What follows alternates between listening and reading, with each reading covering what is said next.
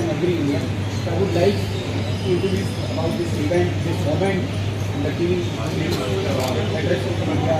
Definitely, we are meeting first time introducing generation and the new India. So I would like you only introduce each and everyone and brief about the event. Thank you, sir. But comfortable. First of all, thank you all of you to come here. और मैं तहे दिल से आप लोग का शुक्रिया ये जो मीट जब हम लोग जब गए थे 96 में it was underdog nobody knew that we'll win the trophy like Kapil Dev and सरकार तो was off spinner for Haryana because he did an excellent job with the boys for months together and he trained them hard and very hard and brought them to this level. As far as this event is concerned, because these boys when they won the World Cup that time, the social media and all these things was not there, and giving what happened money also, to be frank. That time the Prime Minister, he called for the breakfast, that's all. They were not given anything. So I thought after 30 years to bring them in the front of the world so that इनके जो बच्चे हैं जो अभी बड़े हुए हैं वो देखेंगे कि मेरे फादर ने क्या किया and what he brought that glory to this country. Their parents, they will also now देखेंगे कि वो जो 30 साल पहले हुआ था.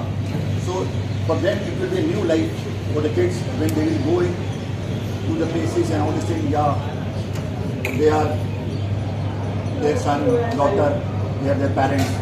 So I wanted them to bring in front of the world what they have done 30 years back. So that was my idea. As far as this event is concerned, we have Eknath Shinde ji as our chief guest, Ashish Shelar ji and other MPs. They are coming and they will be felicitated by them. Then there is the Kashmiri Pandit Association Maharashtra. They are coming here. They will be also felicitating the team and Eknath Shinde ji and Ashish Shelar ji. And then Sri Sathya Sai Organization Maharashtra, they are doing excellent job for the humanity, free hospital, free education, free water. So they are also a part of this team and they will be also felicitating Eknath Shinde ji. Because what Eknath Shinde ji is doing excellent work in Kashmir after that Pahalgam attack. He is visited tremendous and so many times. Now he is taking 1,000 wrestlers to there for the blood donation camp from Maharashtra. So and he is, and I am a fan of him. What he has done as a CM when he was CM for the Maharashtra, and now as Deputy CM he is working for the state. So I wanted him and come bless all of us. That's all. सरकार जी आपकी शुरुआत करें. सबका नमस्कार. सबसे पहले तो मैं दीपक जी का धन्यवाद करना चाहता हूँ कि उन्होंने ये ऐसा मौका हमें दिया कि आपके सामने जो अंडर 16 वैसे तो अंडर 16 टीम थी जो वर्ल्ड कप 96 में जीती, जिसके कप्तान जिंदर सिंह सूरी और वाइस कैप्टन मोहम्मद कैफ. आपको मालूम होगा कि बाद में जाके दोनों ने इंडिया को रिप्रेजेंट करा और जो भारत की मान जो उनका सम्मान था देश का, उसको उन्होंने जो शॉर्ट्स के अंदर फाइनल के अंदर इस यंग टीम ने, जैसे कि दीपक ने बोला कि we were underdog, of course we were underdog. Nobody is rating us कि India is going to win this World Cup, but we did it in the performance of. It was a combined team, combined performance, and they all worked very hard for the goal. And at last they climbed the Everest.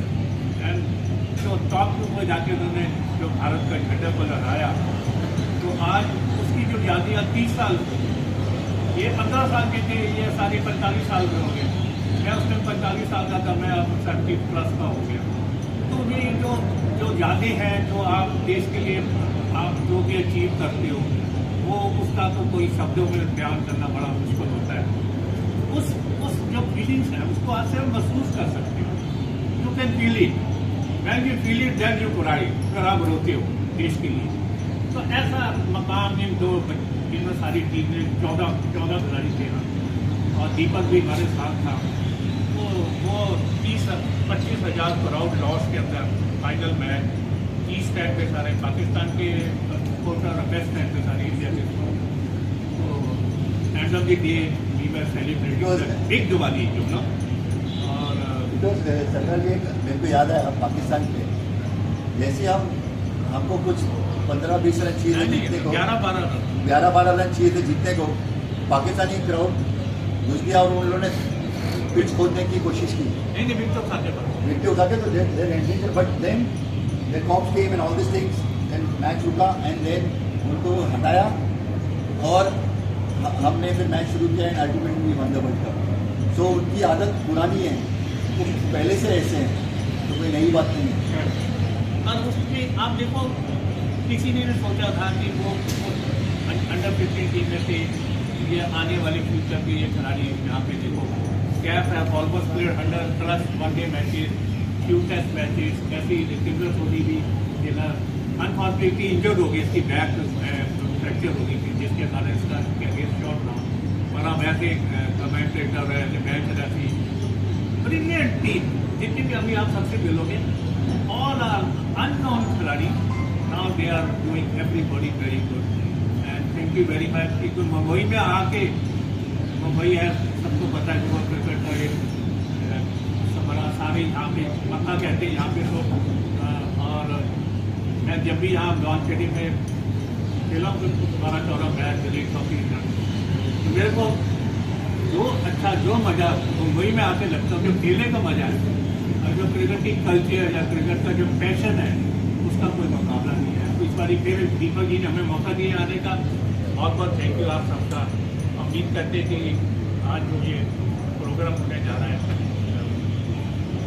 इनका तो thank you है, अब तो ऊपर भगवान का भी बहुत बहुत थैंक यू, और इन बच्चों का बहुत बेस्ट कैरियर। और मेरे को तो ऐसा लगता है कि I am not a father of 1 son, I am a father of 15 sons।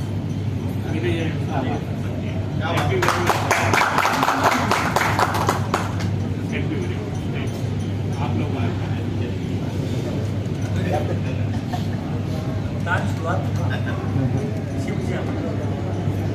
First of all दीपक भाई का बहुत शुक्रिया, क्योंकि ये मूवमेंट आज सच में ऐसा लग रहा है कि हम 30 साल वापस चले गए हैं। तब भी हम जब जीते थे ब्लेजर में थे, ऐसे तैयार होके हम वाया दुबई वापस इंडिया पहुंचे, और जो वेलकम वहाँ पे हुआ जब पूरा इंडिया का मीडिया दिल्ली एयरपोर्ट पे था, I think that was massive, that was like dream come true. और जैसे भी हमने सफ़र की बात की, वहाँ पे वर्ल्ड कप हम जीतना चाहते थे, लेकिन कोई हमें वहाँ पे फेवरेट नहीं वहाँ पे आंक रहा था। लेकिन जैसे जैसे सफ़र चलता रहा, जैसे जैसे परफॉर्मेंस हुई, सब लड़कों ने ज़बरदस्त परफॉर्मेंस दी। अगर हम भुवन की बात करें, भुवन हरबोला जिन्होंने हमें साउथ अफ्रीका के खिलाफ एक फंसा हुआ मैच जिताया सेमीफाइनल में, ईशान गंडा ने इंग्लैंड के अगेंस्ट छक्का लगाया जहाँ पे हम हार के दरवाजे पे खड़े थे, और मोहम्मद कैफ जो उस टूर्नामेंट में आउट ही नहीं हुए, इतनी ज़बरदस्त बल्लेबाजी की। I think it was combined team effort. Vivek Mahajan ने जो बल्लेबाजी की फाइनल में, रफीक तरीकी की जो उनका जो योगदान था, गुजारिंदर चहल ने जो बॉलिंग की, राकेश रमंजा, तो आई think it was combined team effort. और जो पाकिस्तान के मैच की हम बात कर रहे हैं, 230 रन हमने करने थे, बड़ा प्रेशर था। उनकी टीम में कामरान अजमल थे, शोएब मलिक, वाजिद खान, हसन राजा, इमरान कादिर, अब्दुल कादिर के बेटे, तो ज़बरदस्त टीम थी उनकी। तो हम फेवरेट नहीं थे वहाँ पे, लेकिन जैसे शाम हुई, हमें 7 रन जीतने को चाहिए थे, 6 हमारे आउट हो गए थे। तो एक साइड पाकिस्तानी क्राउड था, अराउंड 15-20 हज़ार लोग, 15-20 हज़ार लोग भारत के एक साइड पे, वहाँ से गाली चल रही थी, वहाँ से गाली, और हम बीच में थे। और जब 7 रन रह गए तो क्राउड जो पाकिस्तान का था एकदम खड़ा हो गया और सारे अंदर आ गए। अंदर आके मैच रुक गया, उन्होंने डंडे डुंडे जो पकड़े हुए थे, तो मेरे साथ महाजन बैटिंग कर रहे थे। तो जब मैंने देखा कि 3-4 लोग मेरे पास ही आ रहे हैं भागते हुए, तो मैंने महाजन को बोला भाग। तो जब वहाँ बाहर आए, मैच रुक गया और आधे घंटे में लंदन की तमाम पुलिस लॉर्ड्स में आ गई, क्योंकि उनको लगा कि बच्चों का मैच है। लेकिन ये दर्शाता है कि इंडिया पाकिस्तान कहीं भी खेलें, ये राइवलरी बहुत जबरदस्त है। और उसके बाद 7 रन जीतने को चाहिए थे, मैं बाहर था, तो दीपक भाई आए, तलवार सर आए कि अभी मैच खत्म नहीं हुआ है ना, विकेट गिरना नहीं चाहिए, नहीं तो प्रेशर हमारे पे आ जाएगा। लेकिन खुदा उस दिन वाहिगुरु सच्चे पातशाह सब हमारे साथ थे और हम वर्ल्ड कप जीते। और वो लम्हे आज we are in Mumbai to relive it and this is something nostalgic. सोचा नहीं था ऐसा होगा, लेकिन तमाम टीम बस में हम आए हैं। ऐसा लगा कि 30 साल पहले जैसे हम इंग्लैंड के खिलाफ खेलने जाते थे, पाकिस्तान के खिलाफ खेलने जाते थे। I think it has been magnificent. और स्पेशली मैं मोहम्मद कैफ के बारे में कहना चाहूँगा, उसके बाद सबको मौके मिले, कोई डोमेस्टिक बड़ा अच्छा खेला, इंडिया ए खेला, मुझे मौका मिला भारत के लिए खेलने का। लेकिन जिस तरह कैफ ने इतने साल भारत की नुमाइंदगी की, जॉन्टी रोड्स की हम बात करते हैं, मुझे लगता है जॉन्टी रोड से बेहतर मोहम्मद कैफ हैं और आज भी ये फील्डिंग वैसे कर सकते हैं जो जॉन्टी रोड्स करते हैं। Fitness I think has to be the best in the world. And last but not the least, it wouldn't have been possible without Talwar sir, because जो हमने कैंप फरीदाबाद में लगाया 3 महीने, कोई स्पॉन्सर ज्यादा नहीं था, एक पंखा होता था, एक क्लासरूम था स्कूल का, 70 बच्चे वहां सोते थे और पंखे के हम आसपास आते थे कि हवा आ जाए हमें। लेकिन उसके बाद जो 20 अगस्त 1996 जो हवा लगी, जीत की, वो तोहफा थी। तो इसलिए कहा जाता है यूं ही बैठे बैठे जय जयकार नहीं होती, कोशिश करने वाले की कभी हार नहीं होती। तो इस टीम ने कोशिश की और इसका योगदान तमाम खिलाड़ियों को जाता है, तमाम मैनेजमेंट को जाता है। और वंस अगेन तहे दिल से दीपक भाई को शुक्रिया। लेकिन एक चीज ऐड करना चाहता हूँ, फाइनल के अंदर ही नॉट आउट है कितना, 83 नॉट आउट। तो एक स्टैंड पर ये पकड़ा रहा था, सारी ताड़ियां इसके लिए बजा दी आपने।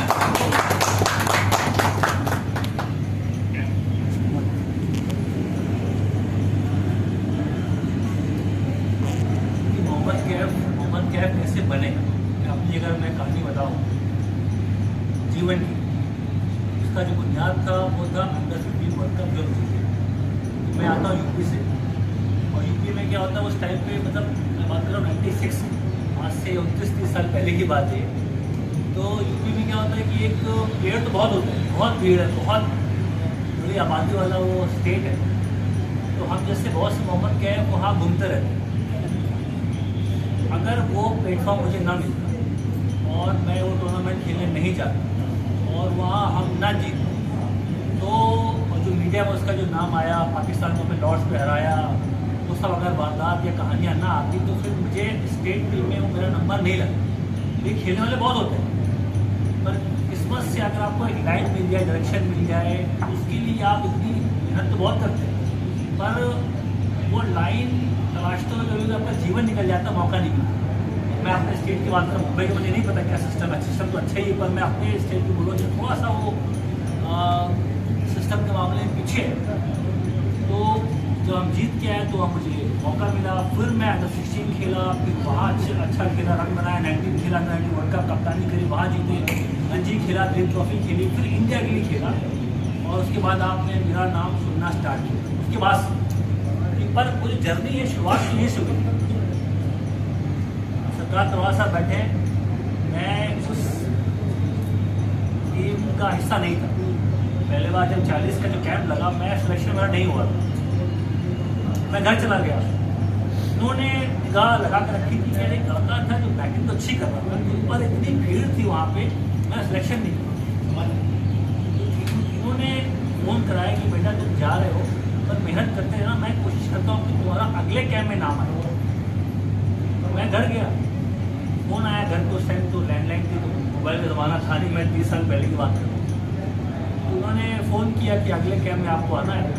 मैं गया, वहाँ 10-12 मैचेस हुए, मैचेस खेले, मैंने स्कोर किया, फिर टीम में नाम आ गया। तो मैं बताना चाह रहा हूँ कि उस्ताद की जो रोल होता है आपके जीवन में, क्योंकि मेरे पास तो बहुत से मैंने कोचेस देखे, मैंने चैपल भी देखा, मैंने जॉन राइट देखा, मैंने सौरभ गांगुली कप्तान देखा, सचिन के साथ खेला बहुत साल, राहुल द्रविड़ कैप्टन थे।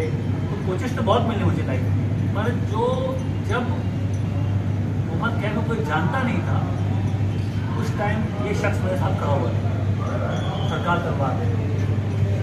इनका क्या था कि ये बड़े ईमानदार, ऑनेस्ट, यार अगर मैं कोच बनाऊँ तो टीम ऐसी बनाऊँ कि जाके वहाँ पे अच्छा खेले। सिफारिशी बहुत सारे थे, वो स्कूल फेडरेशन में टूर्नामेंट था, बहुत सारे जो नहीं अच्छा खेलते थे उनका भी बहुत वो ट्रायल पे है, उनके बहुत सारे जानने वाले थे। पर इस बंदे ने ना, पंडित साहब बैठे हैं, दीपक पंडित साहब वो भी सिलेक्टर थे, इन दोनों ने ये डिसाइड किया कि ये टीम में सिर्फ अच्छे प्लेयर जो डिजर्विंग प्लेयर है वो प्लेयर ही हम सिलेक्ट करेंगे। तो बुनियाद थी, सच्चाई की पे बनी थी, ईमानदारी का बेस था। इसलिए मैं बोलता हूँ जो कोचेस का जो रोल होता है उस्ताद का, मैं खुल के नाम ले रहा हूँ क्योंकि इनके अगर सरकार दरबार साहब ना होते तो मैं यहाँ पे नहीं बैठा हूँ। क्योंकि मौका दिलाया, फिर वो तो बात की बात है, मैं अच्छा खेला, वहाँ पे वाइस कैप्टन भी बन गया, मैंने स्कोर भी किया, वर्ल्ड कप जीत किया, मैं इंडिया पाकिस्तान का नाम लिया, यहाँ पे लॉर्ड जैसे मक्का ऑफ क्रिकेट बोलते हैं लॉर्ड को, वहाँ खेलने का मौका मिला। एक तरफ पाकिस्तान का क्राउड है, उनका फ्लैग, हमारी तरफ हिंदुस्तान का क्राउड है, वहाँ तिरंगा लहरा रहा है। मतलब 15 साल की उम्र में तजुर्बा ऐसा हो गया कि यार अच्छा ये होता है प्रेशर कि अंडर 15 जो अंडर एज क्रिकेट होती है वहाँ पे आपको खेलने का मौका मिला, ऐसा मौका कि सारी दुनिया की निगाह आपके ऊपर है। अच्छा वो जीत गए, फिर मैं पाकिस्तान टूर पे भी गया 2004-2006 में भी गया, वहाँ जीत के आए, बहुत सारे मैचेस खेले। तो वो ऐसा प्लेटफॉर्म था कि जब मैं दोबारा पाकिस्तान सर के साथ खेला, क्योंकि मुझे ट्रेनिंग मिल गई कि भाई पाकिस्तान के साथ जो दबाव होता है, बाहरी दबाव जो बस होता है, उसको कैसे हैंडल करते हैं, तो मुझे जो बुनियाद मिली वो अंडर 15 वर्ल्ड कप था। सर वो अगर पाकिस्तान में तुम्हारे साथ जीते, इतना प्रेशर वाला मैच था, अगर वहाँ से हमें हैबिट ना मिलती, खेलने की आदत नहीं पड़ती, प्रेशर वाला मैच, तो मैं यहाँ पे ना बैठा होता। तो मेरा मानना है कि उसके बाद तो ऑफकोर्स मैं बहुत खेला, छोटी इंडिया के लिए खेले। वार साहब भी अपना बिजी हैं, उनके बहुत सारे काम करते हैं लाइफ। बहुत सारे जो हमारे टीम के जो प्लेयर यहाँ पे आए हुए हैं, कोई रणजी खेला, कोई नॉर्मल जॉब कर रहा है, कोई स्ट्रगल भी कर रहा है। ऐसा नहीं कि सब लोग को लाइफ में बराबर मिलता है, ऐसा नहीं होता, कोई स्ट्रगल भी कर रहा है, कोई जॉब कर रहा है। तो मेरा कहने का मकसद ये कि यहाँ आने का जो पूरा एक प्लान था कि भाई इसको थोड़ा सा अपनी कहानी बताए, और मीडिया आई हुई है जो मैं चीज़ें बयान कर रहा हूँ कि कहानी को आप समझें, आप भी जिए कि हम किस तरीके से वहाँ पहुँचे और कैसे वहाँ से जीवन बदला। प्लेयर हम जैसे प्लेयर निकले, जीवन बदला, अपॉर्चुनिटी मिली। तो वो जो 2 शख्स यहाँ बैठे हैं, इनका बहुत बड़ा योगदान था। सही सिलेक्शन, सारे मैच जीते, 6 के 6 मैच जीते, एक ही मैच वहाँ हारे नहीं हम लोग। तो और इसीलिए यहाँ बैठे हैं। तो बहुत बहुत शुक्रिया आप सब मीडिया वालों का, क्योंकि आप लोग का फर्ज बनता है कि ये कहानियाँ बताएं, लोगों तक ये कहानी जानी चाहिए। और मैं जो कुछ भी बन पाया, लोग जॉकी रोड का नाम ले रहे हैं, कोई नंबर 7 पे मैं दोबारा वहाँ लॉर्ड्स में खेला, जो 325 की बात करते हो, वो लॉर्ड्स में दोबारा खेलने का मौका मिला। मैंने वहाँ मैच जिताया, जो मेरा मैच बना, क्योंकि वहाँ मैं पहले खेल चुका हूँ, गया हूँ, तो फर्क पड़ता है वो जो लॉर्ड में पहले अगर आप खेले हैं तो। Overall thank you so much, आप लोग ने टाइम निकाला, यहाँ हमें बुलाया और मुझे बड़ा मज़ा आया। मैं तो जो हमारे टीममेट से यहाँ पे मिल के बस में बैठे, साथ में आए, पुरानी यादें ताज़ा करी। सब मौका कहाँ मिलता है, लाइफ में लोग बिजी हैं, ऐसा नहीं कि आप मुंबई रहते हो, सर हरियाणा रहते हैं, मैं गुड़गांव रहता हूँ, यूपी रहता हूँ, ये पंजाब से आ रहा है। तो आपने ऐसा मंच दिया, मौका दिया कि साथ में मिले। Deepak sir thank you so much, बहुत अच्छा आपने काम किया कि आपने दोबारा से हमें जो रिलीफ की बात करते मोमेंट जीने का मौका दिया। So thank you so much, और आप सभी का बहुत बहुत धन्यवाद। थैंक यू और एंजॉय द इवेंट। और सर एक बहुत स्टोरी मोमेंट है। इंटरव्यूज कराना चाहता हूँ। हाँ प्लीज सर, तो हम थोड़ा Q&A भी करना चाहते हैं। Q&A के बाद सबके साथ स्टार्ट करेंगे। तो हम हमारे पास समय थोड़ा कम है, तो हम थोड़े ही सवाल ले पाएंगे, but would like to open for media please. आपसे सवाल बनता है, इंडिया पाकिस्तान का मैच होने वाला है, उसको लेकर सबकी अलग अलग राय मशवरा, आपका क्या राय है कि गेम की तरह खेलना चाहिए, तो उनके साथ हमें खेलना नहीं चाहिए पाकिस्तानियों के साथ? तो मैं सवाल का जवाब देने पर मैं जिस तरह के लिए आया हूँ ना, ध्यान रखना हम वो इवेंट क्या है, या पाकिस्तान की तो बहुत चर्चा होगी, उसे बोला, पर मैं चाहता हूँ जिस इवेंट के लिए यहाँ पे आए हैं वो अंडर 15 लोम्बार्ड वर्ल्ड कप, उसका नाम क्योंकि वो एग्जाम्पल के तौर पर था, कैसे हमारा स्ट्रगल रहा, कैसे हम वहाँ पहुँचे, लॉर्ड पे जीते, तो कैसे ज़िंदगी बदली। वो कहानी आप लोग ना भूलें, इसलिए मैं यहाँ पहुँचा हूँ कि खास तौर पर टाइम निकाल कर हम सब दिल्ली से आए हैं कि वो कहानी पे आप ज़्यादा ध्यान दें कि भाई कैसे वहाँ पर पाकिस्तान को हराया, छोटी कैसे कप्तानी करी, मैच में जो हिट मारी है। मैं चाहता हूँ वो चीज़ अनदेखी ना हो। बाकी आप सवाल करो, कोई दिक्कत नहीं।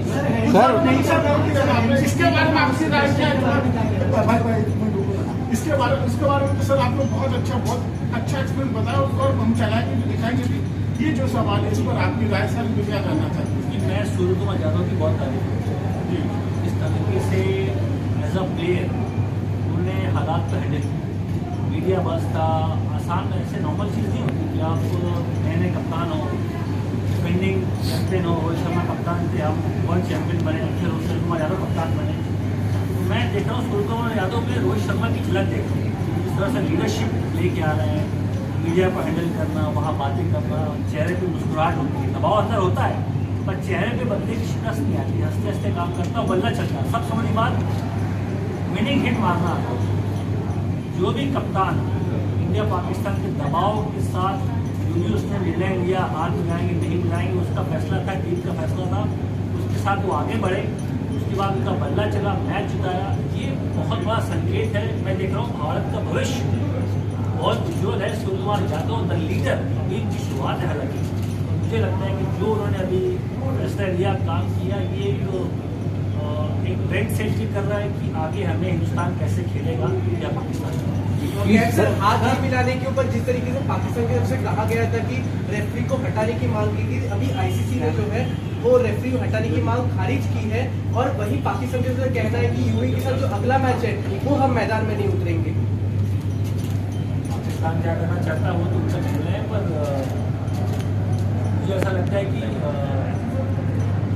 जो हाथ मिलाने का जो रिपोर्ट का अभी हुआ था उसमें कोई सही, मैंने एक आर्टिकल पढ़ा था जहाँ पे कोई लॉ नहीं है, कोई नियम नहीं है, रूल नहीं कि आपको हर मैच में आपको गले मिलना है, झपकियाँ डालनी है, हाथ मिलाना है, कोई लॉ नहीं है। और इस तरह से माहौल चल रहा है। आई थिंक वो कर देना लाजमी था। सूर्यकुमार यादव के पास जो एक्शन लिया as a leader, I think वो सबने देखा, सबने सराहा दी। मैच भी खेले, बहुत बड़ा बैकआउट कर दो, मैच मत खेलो, मैच खेले। हमने उनको वहाँ पे धूल चटाई, 7 विकेट से मैच जीते, आराम से मैच जीते।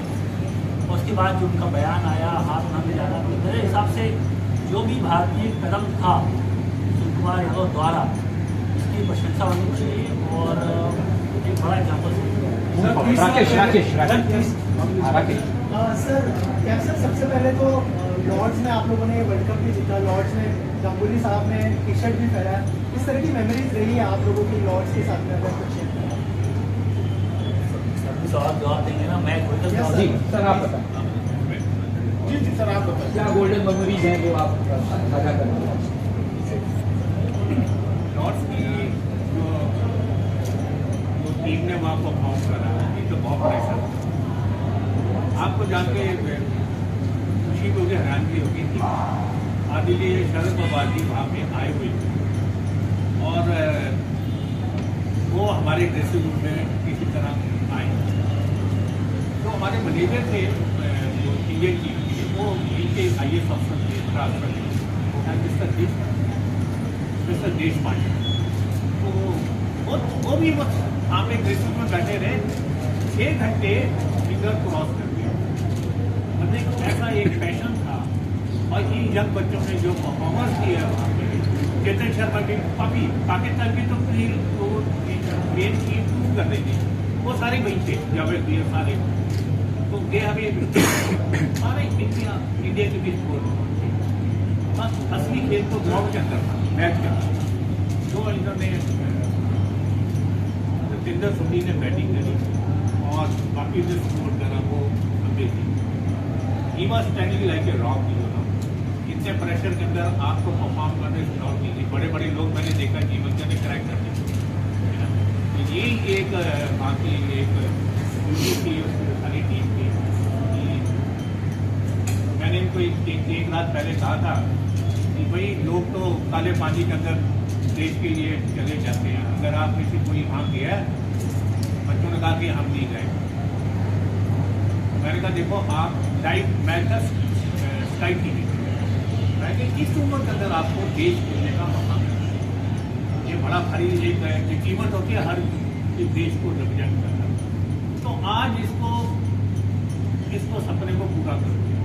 मैंने जैसे पहले बोला जो क्लाइंट एवरेस्ट, तो मैं खड़ा हो गया, तो ये सारे लोग यूथ के अंदर बैठे थे कुर्सी पर, तो मैंने इनसे सबसे जाके हाथ मिला। तो जब मैं आके बैठा, मैंने देश पांडे साहब को कहा, मैंने कहा देश पांडे जी हम वर्ल्ड कप जीते, तो कहते वो किसके, मैंने जब मैंने इनसे हाथ मिलाया, इनके हाथ से बनते और they were seeing eyes to eye कि we are going to do it sir, and they did it. और ये एक जो एक अचीवमेंट की मैंने बोला कि ऐसी अचीवमेंट थी जिसको डिस्क्राइब नहीं किया, उसको महसूस करना, तो हमने महसूस करा और सारे ये लोग रोए वीक लाइक इट, क्या सेलिब्रेशन के तो दे गॉट। प्राइम मिनिस्टर होती breakfast, president of India doctor Shankar Dayal Sharma, उन्होंने हमें बूस्ट करा, और दिल्ली के चीफ मिनिस्टर थे विश्व वर्मा, और आबू धाबी में 3 दिन रहे वहाँ पे इंडियन। तो बाद में सारी चीज़ें बहुत अच्छी होती हैं, so many you know That's why there's one incident you will remember. हम लोग जब क्रिकेट प्लेयर मैच में it was long chase. I being a सत्य साई बाबा डिवोटी, तो मेरे पास विभूति थी, तो मैंने रविंदर बताया, तो रविंदर को मैंने बोला भाई ये विभूति ले खा, और जब सबको मैंने जो जाने वाले थे सबको, and then you will not believe, I think we hardly lost 1 wicket after hardly 1 wicket loss and we beat Pakistan. And because सत्य साई बाबा का जो कॉन्ट्रीब्यूशन है, Sachin Tendulkar, Sunil Gavaskar, VVS Laxman, Rahul Dravid, I think you must be aware. So इस वर्ल्ड कप लाने में भी सत्य साई बाबा का काफ़ी हाथ है, ऐसा I just wanted to tell you.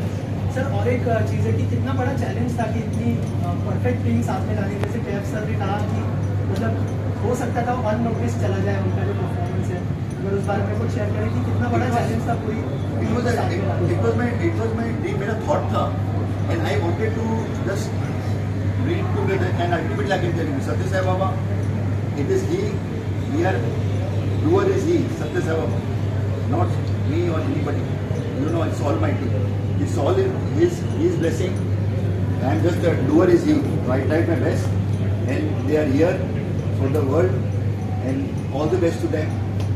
Deepika sir, yeah, Deepika. Two questions, 2 more questions. Mohammad sir आपसे सवाल है। Yeah, please. सर आप इंडियन टीम में मोहम्मद कैफ जैसे दूसरे बने नहीं, एक ही मोहम्मद कैफ तो आप थे, तो ऐसे कोई क्यों नहीं बना है? उसके पीछे रिसर्च क्या है कि फिटनेस की बात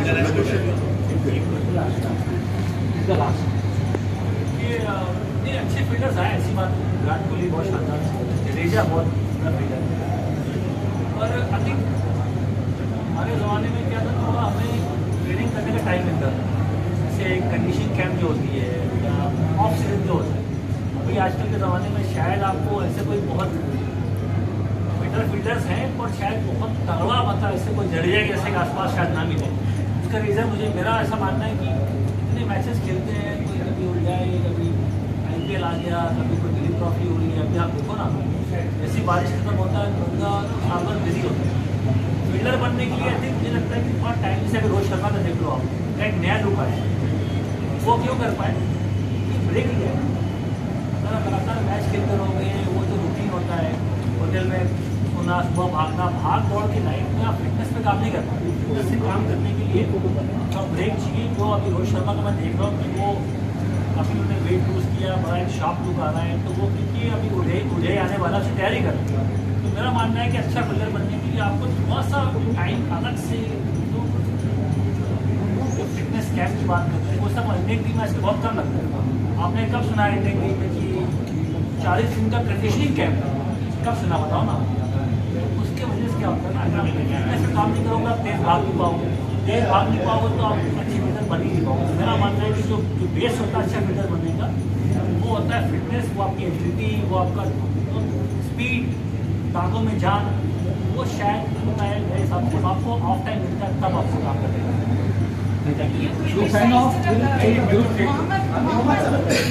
Yes, sir.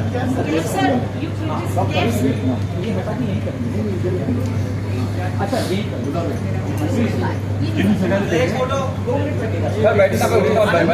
इनको बुला लो, इनको बुला लो। इसको आगे कर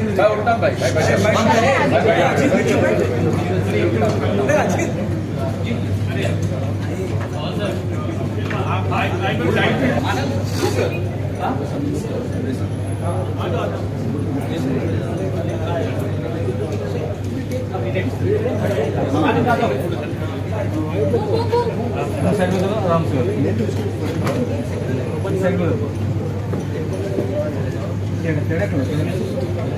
थोड़ा उधर में जाएंगे। हेल्प कर दो।